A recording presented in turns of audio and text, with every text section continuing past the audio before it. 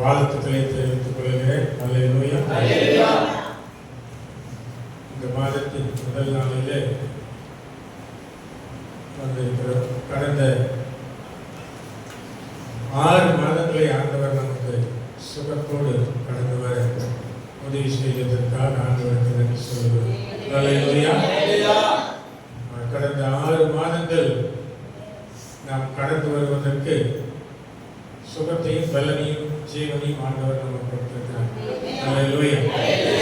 ஆண்டவருக்கு மகிமை உண்டாகட்டும். தேவனுடைய வாக்குத்தத்தத்துக்கு நாம் கடந்து செல்வோம்.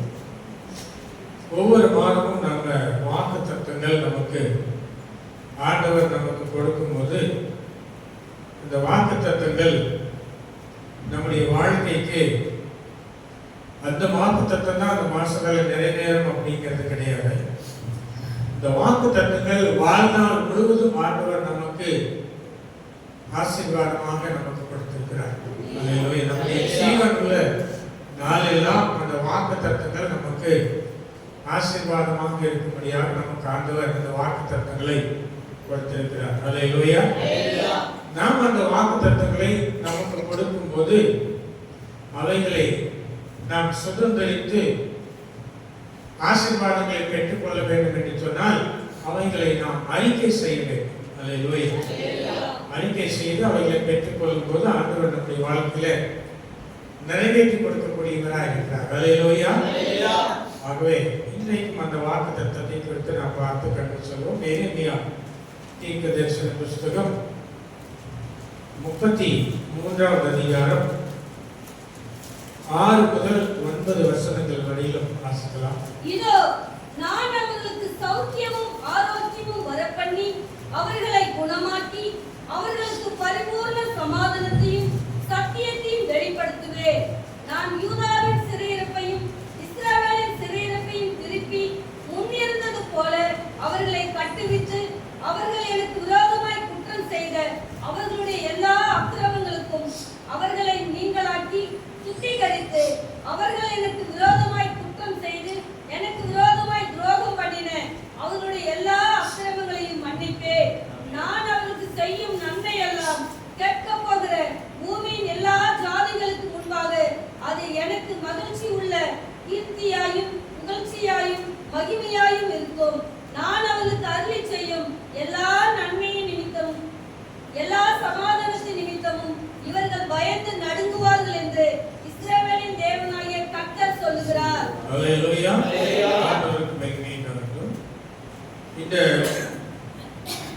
6வது வசனத்திலிருந்து 9வது வசனம் வரை இருக்கிற இந்த 4 வசனங்களிலே 9 வகையான ஆசீர்வாதங்களை கர்த்தர் நமக்கு வாக்குத்தத்தமாக கொடுத்திருக்கிறார். அல்லேலூயா. ஏற்கனவே நமக்கு பல முறை நமக்கு இந்த வாக்குத்தத்தங்கள் கொடுக்கப்பட்டிருக்கிறது. நாங்கள் இந்த வாக்குத்தத்தங்களை பார்த்திருக்கிறோம். அல்லேலூயா. இதில் 9 வகையான ஆசீர்வாதங்களை கர்த்தர் நமக்கு கொடுக்கிறார். முதலாவதாக நான் அவர்களுக்கு சௌக்கியமும் ஆரோக்கியமும் வரப்பண்ணேன். அல்லேலூயா. சௌக்கியமும் ஆரோக்கியமும் வரப்பண்ணேன் என்று சொல்கிறார். அல்லேலூயா. சௌக்கியம் ஆரோக்கியம் 2 வார்த்தைகள். சௌக்கியம் அப்படிங்கறது நம்ம யாராவது பார்த்த உடனே அவர்களை கேட்கிறோம். என்னன்னு கேட்கிறோம்? சௌக்கியமா இருக்கீங்களா அப்படின்னு சொல்லி கேட்கிறோம். அல்லேலூயா. சௌக்கியமும் ஆரோக்கியமும் வரப்பண்ணி அப்படிங்கிறார். அல்லேலூயா. சௌக்கியமும் ஆரோக்கியமும் வரப்பண்ணி அவர்களை நான் என்ன பண்ணுங்கிறார்? அவர்களை குணமாக்குவேங்கிறார். குணமாக்கி அடுத்தது அவர்களுக்கு பரிபூர்ணமான சமாதானத்தையும் சத்தியத்தையும் வெளிப்படுத்துவேன் சொல்றார். அல்லேலூயா. முதலாவதாக சௌக்கியம் என்று சொல்லும்போது சுகமான ஒரு வாழ்க்கையை குறிக்கும். ரூத்தின் புஸ்தகம் 3வது அதிகாரம் 1வது வசனத்திலே ரூத் 3:1வது வசனம். பின்பு அவள் மாமியாகிய நகோமி அவளை நோக்கி, என் மகளே, நீ சுகமாய் வாழ்ந்திருக்கும்படி நான் உனக்கு சௌக்கியத்தை தேடாதிருப்பேனோ? சௌக்கியத்தை தேடாமல் இருப்பேனோங்கிறார். அல்லேலூயா. சௌக்கியம் அப்படிங்கிற வார்த்தைக்கு என்ன அர்த்தம் அப்படின்னாக்க நம்முடைய வாழ்க்கையில் இருக்கக்கூடிய கெட்டவைகள் எல்லாம் நீங்கி நன்மை உண்டாகக்கூடிய காரியத்தை தான் நாங்கள் சௌக்கியம். நமக்கு இருக்கக்கூடிய இந்த மாசத்துல கர்த்தர் நமக்கு கொடுக்கக்கூடிய வாக்குத்தத்தத்துடைய முதல் பகுதியில உன்னுடைய வாழ்க்கையில என்னென்ன காரியங்கள் எல்லாம் கெட்டது இருக்கிறதோ அவைகளை எல்லாம் நான் நீக்கி உனக்கு நான் நல்லது செய்வேன். சௌக்கியம் அப்படின்னாக்கா நம்முடைய வாழ்க்கையில என்னெல்லாம் கெட்டது நீ யோசித்து பாருங்க, ஒரு லிஸ்ட் போட்டு பாருங்க.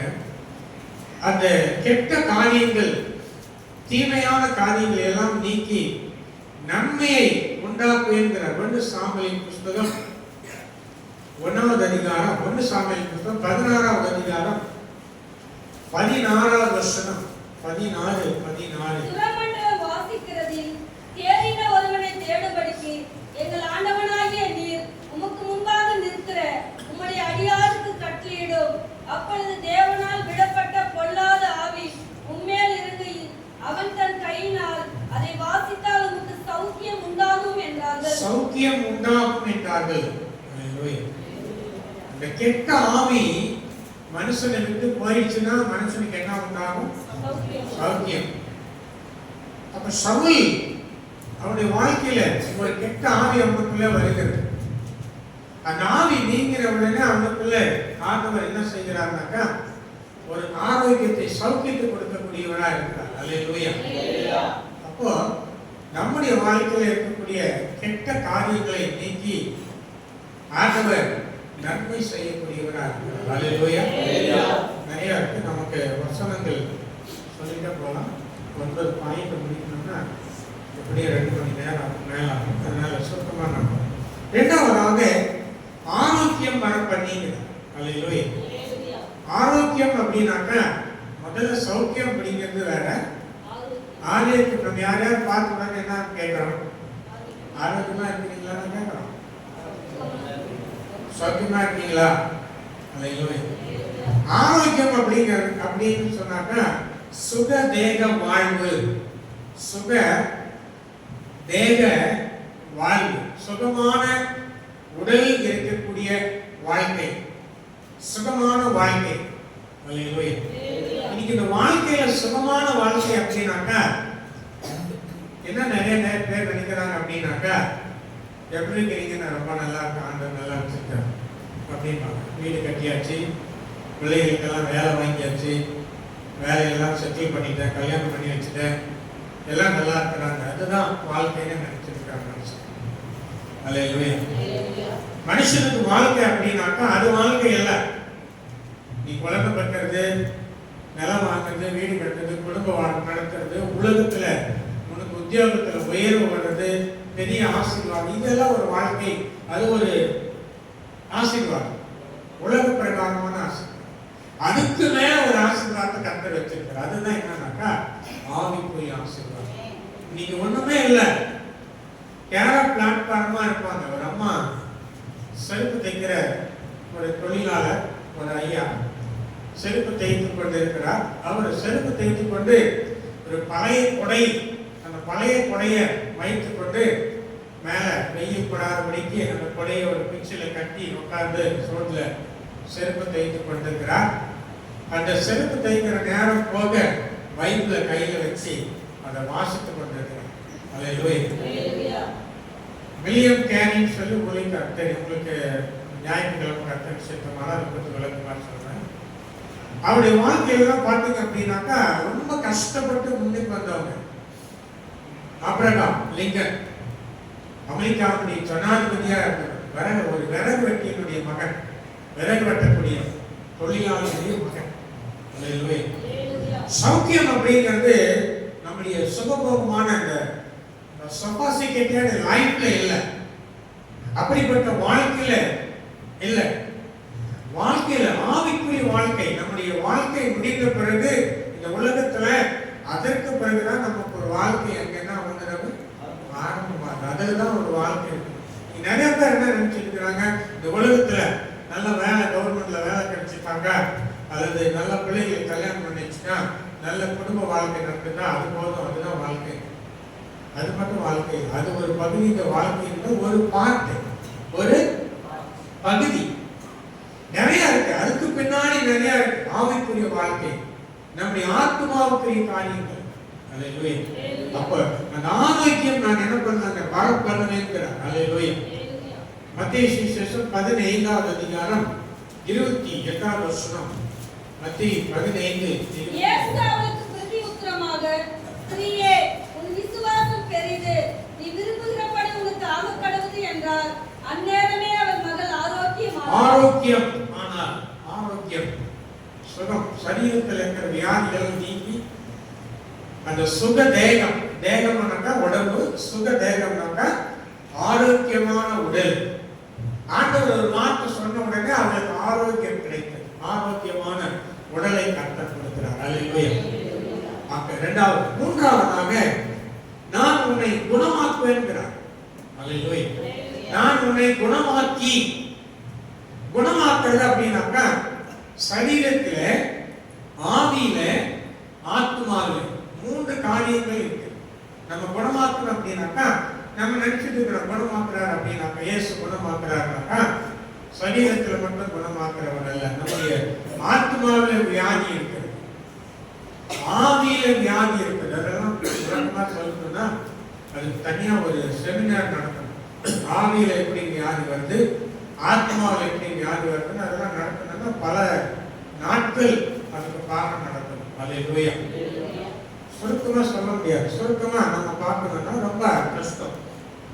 நீதிமொழிகள் 4வது அதிகாரம் 22வது வசனம். ஆத்மாவிலே, சரீரத்திலே அவைகளை கண்டுபிடிக்கிறவர்களுக்கு அவைகள் ஜீவனும் அவர்கள் உடலுக்கெல்லாம் ஆரோக்கியமாம். உடலுக்கெல்லாம் ஆரோக்கியமாம். எவைகளை கண்டுபிடிக்கிறவர்களுக்கு அப்படின்னா வேதத்தில் இருக்கக்கூடிய வசனங்களின் ஆழங்களை கண்டுபிடிக்கிறவர்களுக்கு.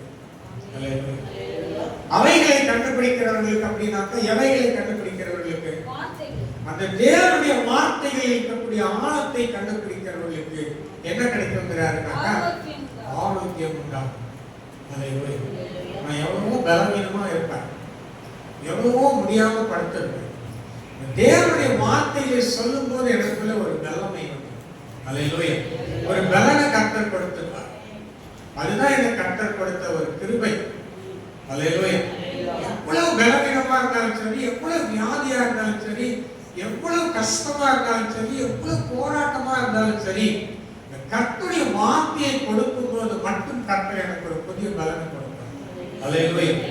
நீங்க யோசிச்சிருப்பீங்க, நீங்க பார்த்துருப்பீங்க நிறைய முறை, என்னால இப்படி ரொம்ப முடியாம இருக்கலாம், ஆனா பேசும்போது மட்டும் கர்த்தருடைய வார்த்தையை சொல்லும் போது மட்டும் எப்படி அவனுக்குள்ள அப்படி ஒரு இது வருது அப்படின்னு யோசிக்கலாம். அது உற்சாகத்துல சொல்றதில்ல, பரிசுத்த ஆவியானவர் நம்மை பலப்படுத்துகிறவரா இருக்கிறார். அல்லேலூயா. உங்களுக்கு அதேமா, எனக்கு மட்டும் இல்ல, நீங்க கர்த்தருடைய வார்த்தையை எவ்வளவு ஆராய்ந்து பார்க்கிறீங்களோ அவ்வளவுக்கு அவ்வளவு கர்த்தர் உங்களை பலப்படுத்துவார். அல்லேலூயா. கிட்டத்தட்ட ஒரு 6 மணி நேரம் 8 மணி நேரம் ஒரு வசனத்தை எடுத்து தியானித்து ஒரு செய்தியை தயாரிக்க 8 மணி நேரத்துக்கு மேல நான் செலவிடுவேன். அல்லேலூயா. ஒரு வசனத்தை எடுத்து தியானித்து இந்த மெசேஜ் ப்ரிப்பேர் பண்றதுக்கு கிட்டத்தட்ட 8 மணி நேரத்துக்கு மேல ஆகும். ஆனா சில சமயத்துல இந்த 8 மணி நேரம் தயாரிக்கிற செய்தியை கர்த்தர் கொடுக்க வேண்டாம்னு சொல்லுவார். அல்லேலூயா. நீங்க வந்து நின்ன பின்னாடி வேற செய்தி கொடுப்பார். அல்லேலூயா. அதுதான் கர்த்தர் நமக்கு செய்யணும். ஆனா ஜனங்கள் நம்ம மனநிறைவோடு இப்படி இருக்கிறாங்கன்னா தேவனுடைய வார்த்தை அவைகளை கண்டுபிடிக்கிறவர்கள், அந்த கண்டுபிடிக்கிறவர்களுக்கு என்ன இருக்குதுங்கிறாரு, அவைகள் ஜீவனும் அவர்கள் உடலுக்கெல்லாம் அவைகள் ஜீவன், அந்த வார்த்தைகள் தான் அவர்களுக்கு ஜீவன்கிறார். அல்லேலூயா. அந்த வார்த்தைகள் தான் அவர்களுக்கு உயிர். ஜீவன் என்ன? உயிர். நமக்கு எது உயிர்? தேவனுடைய வார்த்தை. ஞாயிற்றுக்கிழமை இருவர் தனிக்கு சாப்பிடுறோம். என்ன சாப்பிடுறோம்? அப்பம் சாப்பிடுறோம். அந்த சாப்பிடுறவனுக்கு தான் கர்த்தர் உயிர் கொடுத்திருக்கிறார். அப்ப அப்பத்தை சாப்பிடாத இருக்கக்கூடிய கிறிஸ்தவன் அவனுக்குள்ள என்ன இல்லைங்கிறார்? ஜீவன் இல்லை. அந்த அப்பம் என்கிறதான வார்த்தை, அப்பம் தாங்க அந்த வார்த்தையை நம்ம வாங்கி சாப்பிடுறோம். அது மாத்திரமல்ல, தேவனுடைய வார்த்தை. அல்லேலூயா. அவைகளுக்கு ஜீவன் உண்டாகும். 4வதாக அப்படின்னாக்கா பரிபூர்ணமான சமாதானத்தை கொடுப்பேன். அல்லேலூயா. பரிபூர்ணமான சமாதானத்தை நான் உனக்கு கொடுப்பேங்கிறார். 119 சங்கீதம் 105 வசனத்துல யாருக்கு சமாதானத்தை கொடுப்பேன்?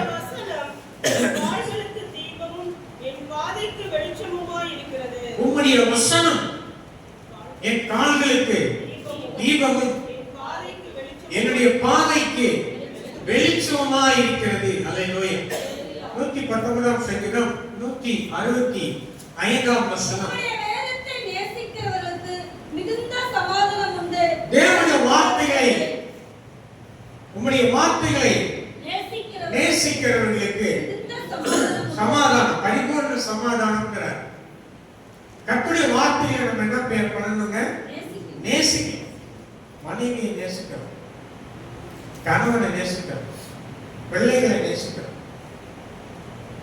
நம்முடைய சாப்பாட்டை நேசிக்கணும். நம்முடைய வாழ்க்கையில எத்தனையோ காரியங்களை நம்ம என்ன பண்றோம்? நேசிக்கணும். நேசிக்கிறதுனாக்கா அதன் மேல விருப்பமா இருக்கு, அவர்கள் மேல ஆவலா இருக்கு. அப்ப எதையெல்லாம் நேசிக்கிற உலகத்துல வேலையை நேசிக்கணும். வேலையை நேசிக்கணும். வேலையை நேசிக்கிறவங்க உயர்வுக்குள்ள போக முடியும். உயர்வுல போகணும் அப்படின்னா அவன் செய்யற வேலைக்கு அவன் முக்கியத்துவம் கொடுக்கணும். ஆண்டவருக்கு முக்கியத்துவம் கொடுத்து அதுக்கப்புறம் நம்ம எதையெல்லாம் நேசிக்கிறோம்? சொல்லுங்க சொல்லுங்க. எதையெல்லாம் நேசிக்கிறோம்? இப்ப நான் சொல்லிட்டேன் முதல்ல. ஒண்ணு கணவனை, மனைவியை, பிள்ளைகளை, பெற்றோர்களை, நண்பர்களை, உறவினர்களை, வேலையை, நம்ம குடும்பத்தை எல்லாத்தையும் நேசிக்கிறோம். ஆனா அதை காட்டிலும் இயேசுடைய வார்த்தையை என்ன பண்றோம்? நேசிக்கிறோமா? நேசிக்கிறோமா? நேசிச்சாதான் சமாதானம். நீங்க அப்படி நேசித்தீங்க அப்படின்னா உங்களுக்கு என்ன பண்றாரு? பரிபூர்ணமான சமாதானத்தை கொடுப்பீங்க. அடுத்தது 5வதாக சத்தியத்தை வெளிப்படுத்துகிறார். பரிபூர்ணமான சமாதானத்தையும் சத்தியத்தையும். சத்தியம் அப்படிங்கிறது தேவனுடைய வார்த்தை. அந்த தேவனுடைய வார்த்தை, யாரெல்லாம் தேவனுடைய வார்த்தையின் மேல் ஆவலா இருக்கிறார்களோ அவர்களுக்கு தான் சத்தியத்தை நான் கொடுப்பேன். ஏன்னா இந்த சத்தியத்தை அறிந்தவர்களுக்கு தான் என்ன கிடைக்கும்? வசனம் சொல்லுது. யோவான் 8வது அதிகாரம் 32வது வசனம். சத்தியத்தையும் அறிவீர்கள், சத்தியம் உங்களை விடுதலையாக்கும். சத்தியத்தையும் அறிவீர்கள், சத்தியம் உங்களை விடுதலையாக்கும். அல்லேலூயா. சத்தியம்தான் நான் படித்த புஸ்தகம் அம்மா அப்படின்னு சொல்லி ஒரு சினிமா பாட்டிய ஒரு வரி வரும். சத்தியம்தான் நான் படித்த புத்தகம் அம்மா அப்படின்னு. அப்ப சத்தியத்தை யாரெல்லாம் அறிந்தார்களோ அவர்களுக்கு என்ன கிடைக்கும்? விடுதலை கிடைக்கும்.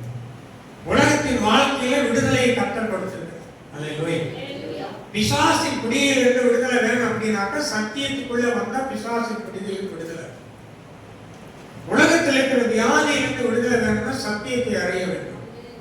உலகத்தில் இருக்கக்கூடிய எல்லா காரியத்திலிருந்து விடுதலை வேணும் அப்படின்னா சத்தியம் எங்க போகணும்? நம்முடைய விடுதலைக்குள்ளே போகணும். மலையிலே சொல்லலாமா? சத்தியத்தையும் அறிவீர்கள், சத்தியம் உங்களை விடுதலையாக்கும். மனுஷன் விடுதலையாக முடியாது. இயேசு இருக்கிறார், இயேசு அழைக்கிறார், இயேசு நேசிக்கிறார். எப்படியோ நிறைய ஊழியர்கள் எல்லாம் விடுவிக்கிறது யாரு? ஆனா சொல்றாங்க, நான் இந்த குறிப்பிட்ட இடத்துக்கு போனேன், அந்த இடத்துல எனக்கு விடுதலை கிடைச்சது. அந்த இடத்துல விடுதலை இல்லை, உங்ககிட்டயே விடுதலை. விடுதலை எங்க இருக்கு? உனக்குள்ள விடுதலை கர்த்தர் வச்சிருக்கிறார். என்ன பண்றாரு? நீ அந்த குறிப்பிட்ட இடத்துல ஒரு சொல்றாங்க, மாசம் ஒரு முறை அந்த இடத்துக்கு போயிட்டு வந்தா நல்லா. அது அவங்களுடைய மைண்ட் செட்டப். நீங்க போனா நம்ம ஆண்டவரை அறியறதுக்கு முன்னாடி அமாவாசை கோயிலுக்கு போயிட்டு வந்தா நமக்கு என்ன கிடைக்கும் அப்படின்னு ஒரு நம்பிக்கை இருந்தது இல்லை. இருக்குதா இல்லையா? அமாவாசைக்கு பிரதோஷம் போயிட்டு வந்தாக்கா ஒரு இது கிடைக்கும் அப்படின்னு ஒரு நம்பிக்கை இருக்குது. நம்மளும் இல்லைங்களா? பிரதோஷம் போயிருக்கீங்களா? சரி, ஒரு நம்பிக்கை இருக்கு. நமக்கரகத்தை சுத்திட்டு வந்தா ஒரு நம்பிக்கை இருக்கு அந்த காலத்துல.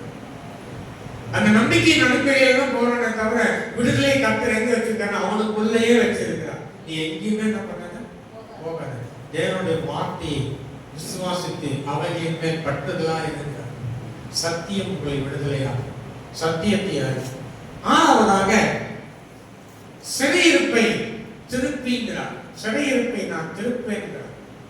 நம்முடைய வாழ்க்கையில் இருக்கக்கூடிய எத்தனையோ விதமான சிறையிருப்பு இருக்கு. நிறைய சிறையிருப்பு, நிறைய கட்டுக்கள். கணவன் மூலம், மனைவி மூலம், பிள்ளைகள் மூலம், பெற்றோர்கள் அவங்களை நேசிக்கிறோம். ஆனா அவர்கள் தான் நமக்கு சிறையிருப்பா இருப்பாங்க. சென்டிமெண்ட் டெக்ஸ் அப்படின்னு சொல்லுவோம். கணவனை அதிகமா நேசிப்பாங்க, மனைவி அதிகமா நேசிப்பாங்க. ஆனா அவங்க மூலமா தான் நமக்கு என்ன வருதுனாக்கா சிறையிருப்பே வரும். அததான் என்னன்னு சொல்லுவாங்க? சென்டிமெண்ட். சென்டிமெண்டா என்ன டச் பண்ணிட்டாங்கப்பா, என்னால ஒண்ணுமே பண்ண முடியல. வருஷத்துல ஒரு முறை வர, இன்னும் நீ ஞாயிற்றுக்கிழமை மாறாடி போறேன்னு அப்படின்னு சொன்ன உடனே நமக்குள்ள என்ன வரும்? உள்ளம் ரொம்ப நாளா வராதவன் என்னைக்குதான் வருவான் சொல்லுங்க. ஞாயிற்றுக்கிழமை மாறாடி கிளம்போதான் வருவோம். எங்க மாமா வந்திருக்கான், மச்சான் வந்திருக்கான், எங்க அண்ணன் வந்திருக்கான், தம்பி வந்திருக்கான், பெரியப்பா வந்திருக்கான், சித்தப்பா வந்திருக்கான், மாமா மச்சான் வந்திருக்கிறான் அப்படிங்க தான் சொல்லுவான். அவன் வந்த உடனே நமக்கு என்ன வந்துடும்? குசி வந்துடும். அல்லேலூயா. அப்ப என்ன ஆயிருந்தாங்க? சிறையிருப்பு, கட்டு. யார் கட்டா இருக்கிறாங்க? சென்டிமெண்டா பிசாசை சந்திச்சுனா நம்மளை டச் பண்ணுவோம். இந்த சென்டிமெண்ட்டை கொடுத்து என்ன பண்ணுவான்? நீ இருப்பா, இன்னைக்கு ஒரு நாள் போகலன்னா, ஏன்னா ஆதியாகியே போறவங்களாம் போறவனா அப்படியே வீட்டுல உட்கார்ந்து இருக்கிறான். நீ என்ன இன்னைக்கு நீ ஆண்டவர் ஏற்றுட்ட, நீ ஆண்டவர்னு போற அப்படின்னு பிசாசு என்ன பண்ணுவான்? நம்மள அப்படியே கட்டிடுவான். சிறையிருப்பு. அந்த சிறையிருப்புல இருந்து நான் உனக்கு விடுதலை கொடுப்பேன். நிறைய வாசனத்தை நான் அர்த்தம் கூட சொல்றேன். அடுத்ததாக அக்கிரமங்களை நான் நீக்கி, குற்றங்களை நீக்கி, அக்கிரமங்களை நீக்கி, துரோகங்களை நீக்கி நான் மன்னித்து நான் உன்னை சுத்திகரிப்பேன். ஏழாவதாக உன் அக்கிரமங்களை, குற்றங்களை, துரோகங்களை நீக்கி நான் உன்னை மன்னித்து உன்னை சுத்திகரிப்பேன் சொன்னார். ஏழாவதாக உன்னுடைய அக்கிரமங்கள், பாவங்கள், துரோகங்கள், குற்றங்கள் இவைகளெல்லாம் மன்னித்து சுத்திகரிப்பேன். நிறைய வசனம் இருக்கு, நமக்கு டைம் இல்லை. உன்னுடைய அக்கிரமங்களை மன்னிப்பேன். அக்கிரமங்களை மன்னிக்கிறதுக்கு உலகத்துல ஒரே ஒருத்தருக்கு தான் அதிகாரம் இருக்கு. வேற யாருக்குமே அதிகாரம் இல்லை. யாருக்கு அதிகாரம் இருக்கு? குற்றங்களை மன்னிக்க மனுஷகுமாரனாகிய இயேசு கிறிஸ்துவுக்கு. அல்லேலூயா. அக்கிரமங்களை மன்னிக்கிறவர் தேவனாகிய கர்த்தர், குற்றங்களை மன்னிக்கிறவர், பாவங்களை மன்னிக்கிறவர். இயேசு கிறிஸ்துவுடைய ரத்தம் சகல பாவங்களை நீக்கி நம்மை சுத்திகரிக்கிறது. குற்றங்களை மன்னிக்க, பாவங்களை மன்னிக்க, அக்கிரமங்களை மன்னிக்க, துரோகங்களை மன்னிக்க அவர் போதுமானவராக இருக்கிறார். ஏழாவதாக உன்னுடைய அக்கிரமங்கள், பாவங்கள், துரோகங்கள், குற்றங்கள் இவர்களை மன்னித்து உன்னை நான் சுத்திகரிப்பேன் சொன்னார். அந்த காலத்துல ஒரு 5-6 வகையான பலிகள் இருந்தது. ஆசாரியனிடத்துல போய் செலுத்தக்கூடிய பலிகள் 5 பலிகள். அந்த பலிகளை அவருக்கு செலுத்தினால்தான் நாம் பூரணமுள்ள ஒரு மனுஷனாக மாற முடியும். அல்லேலூயா. இன்னைக்கு அதெல்லாம் இல்லை. ஒரே ஒரு பலி, இயேசு கிறிஸ்து நமக்காக ரத்தம் சிந்தி நம்முடைய பாவங்கள் இருந்து நம்மை மீட்டு எடுத்து விட்டார். அல்லேலூயா. சமாதான கர்த்தராக வந்தார். அல்லேலூயா. எட்டாவதாக நான் அவர்களுக்கு நன்மை செய்வேன் சொன்னார். எட்டாவதாக நன்மை செய்யக்கூடியவர். உலகத்துல நன்மை செய்யறவங்க இருக்கிறாங்க அப்படின்னா ஒரே ஒருத்தர் தான், இயேசு கிறிஸ்து தான். ஒருத்தர் நேற்றுக்கு ஒரு இடத்துல சொன்னார், நல்லவனா மட்டும் இருக்கிறாதீங்க, அதை ரொம்ப நல்லவனா மட்டும் இருக்கிறாதீங்க, ஏமாந்து போயிருக்கீங்க. நல்லவங்களா இருக்காதீங்க, அதுலயும் ரொம்ப நல்லவங்களா இருக்காதீங்க. ரொம்ப நல்லவங்களா இருக்கிறவங்க என்னைக்கா இருந்தாலும் ஏமாந்துருவாங்க அப்படின்னு சொல்றாங்க. ஆனா மனுஷன் நம்மளை ஏமாத்தலாம். நம்ம எப்பவுமே நல்லவங்களாக இருக்கலாம். உலகத்துல சொல்றாங்க நம்ம எப்பவுமே இப்படிதான் இருக்கணும், நல்லவங்களாவே இருக்கலாம். நன்மையே செய்யலாம். யார் நம்மை ஏமாற்றினாலும் இயேசு நம்மை நன்மை செய்து உயர்த்தக்கூடியவராக இருக்கிறார். அல்லேலூயா. நாம் எல்லாருக்கும் நல்லவங்களாக இருக்கிறாங்க, கெட்டவங்களா வேணாங்க. எல்லாருக்கும் நல்லதே செய்யலாம். எல்லாம் நமக்கு கெடுதல் செய்தாலும் செய்யட்டும், கர்த்தர் நமக்கு நன்மை செய்யக்கூடியவரா. நான் அவர்களுக்கு நன்மை செய்வேன்னு சொல்றார். அல்லேலூயா. எல்லா விதமான நன்மைகளையும் செய்வேன்கிறார். சங்கீதம் 23:6 என் ஜீவனுள்ள நாளெல்லாம் நன்மையும் கிருபையும், என் ஜீவனுள்ள நாளெல்லாம் உயிருள்ள வரையிலும் என்னை நன்மையும் கிருபையும் தொடருங்கிறார். அல்லேலூயா. நன்மையும் கிருபையும் தொடருங்கிறார். அப்ப எப்பவுமே ஆண்டவர் நமக்கு என்ன செய்துட்டு இருக்காரு? நன்மை செய்வேன், அவர்களுக்கு நன்மை செய்வேன். 8 9வதாக மகிழ்ச்சி, கீர்த்தி, புகழ்ச்சி, மகிமையாக வைப்பேன். 9வது காரியமாக அவர்களை நான் என்ன பண்ணேன்? மகிழ்ச்சியாக, கீர்த்தியாக, புகழ்ச்சியாக, மகிமையாக வைப்பேன். உங்களை கர்த்தர் இந்த மாசம் எப்படி கொண்டு வந்து வச்சிருக்கார் பாருங்க. ஒரு பெரிய காரியத்துக்குள்ள மகிழ்ச்சியாக உன்னை வைப்பேன். உலகத்துல எல்லா ஜனங்களுக்கும் மகிழும்படியாக நான் உன்னை வைப்பேன். அடுத்ததாக கீர்த்தியாக வைப்பேன். உன்னுடைய காரியங்கள் இந்த உலகம் முழுவதும் கீர்த்தி உள்ளதாக இருக்கும். கீர்த்தியாக வைப்பேன். புகழ்ச்சியாக நான் உன்னை வைப்பேன். எல்லா ஜனங்களும் பார்த்து உன்னை புகழும்படியாக புகழ்ச்சியாக வைப்பேன். கடைசியாக மகிமையாக வைப்பேன். 9வதாக 4 காரியங்களை சொல்றார். மகிழ்ச்சியாக, கீர்த்தியாக, புகழ்ச்சியாக, மகிமையாக. இதெல்லாம் எவ்வளவு பெருசு பாருங்க. இதெல்லாம் நம்ம கிடைச்சிருச்சுன்னா நம்ம உலகத்துல நமக்கு இருக்கிற சந்தோஷம் வேற யாருக்குமே கிடைக்காது. கர்த்தர் உங்களை என்ன பண்ணிருக்கிறார்? மகிழ்ச்சியாக வைத்திருக்கிறார், கீர்த்தியாக வைத்திருக்கிறார், புகழ்ச்சியாக வைத்திருக்கிறார், மகிமையாக வைத்திருக்கிறார். இந்த 9 காரியங்களையும் கர்த்தர் இந்த மாசத்துல உங்களுடைய தலையின் மேல கொடுத்து உங்களை ஆசீர்வதிக்கிறவரா இருக்கிறார். கர்த்தர் நல்ல பிதாவே, இந்த ஆசீர்வதிக்கப்பட்ட அருமையான வேலைக்காக நன்றி. எங்களை ஒரு கூட தாழ்த்தி இந்த கரைகளை கொடுக்கிறோம். இந்த நாளிலே கேட்ட வார்த்தைப்படியாக சௌக்கியத்தை கொடுக்கிறவர், ஆரோக்கியத்தை கொடுக்கிறவர், குணமாக்குகிறவர், சத்தியத்தை வெளிப்படுத்துகிறவர், சமாதானத்தை கொடுக்கிறவர், எங்களை எல்லா நன்மையினாலே நடக்கக்கூடியவர். இப்படிப்பட்ட 9 வகையான ஆசீர்வாதங்களை எங்கள் திருச்சபையின் மக்களின் மேல் நீ வைக்கிறதற்காக நன்றி. இந்த காலை வேளையிலே அவர்களை நான் ஆசீர்வதித்து வாழ்த்துகிறேன். இப்படி ஆசீர்வாதம் உடைய பிள்ளைகளுடைய தலையின் மேல் தங்கட்டும். இந்த மாதத்திலே அவர்கள் வேலைக்கு போகும்போது, அவர்கள் குடும்ப வாழ்க்கையில இருக்கும்போது, தனிப்பட்ட வாழ்க்கையில இருக்கும்போது, அவர்கள் பிரயாணத்தில் இருக்கும்போது, ஆண்டவரை படிக்கிற பிள்ளைகளுக்கு படிப்பின் காரியத்துல எல்லாவற்றிலும் ஒரு உயர்வை கொடுத்து நடக்கும்படியாக அவருடைய தலையின் மேல், இப்பொழுது சிரசின் மேல் அவருடைய இந்த 9 வகையான ஆசீர்வாதங்களும் வந்து பழிக்கும்படிக்கு இயேசுவின் நாமத்திலே நான் ஜெபிக்கிறேன். அவர்களை ஆசீர்வதிக்கிறாங்க. நன்மையினாலே நிரப்பி காத்துக்கொள்ளும். கனமகிமையெல்லாம் இயேசுவின் மூலம் ஜெபங்கள் நல்ல பிதாவே. என் ஆத்மாவை கர்த்தரை ஸ்தோத்திரி, என் முழுவதை படுத்தினாலும் ஆத்மாவை கர்த்தரை ஸ்தோத்திரி.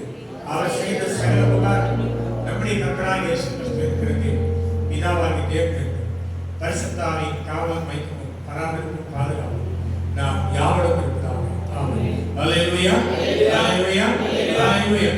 ஜெயம் கொடுக்கும் தேவனுக்கு கோடி கோடி ஸ்தோத்திரம்.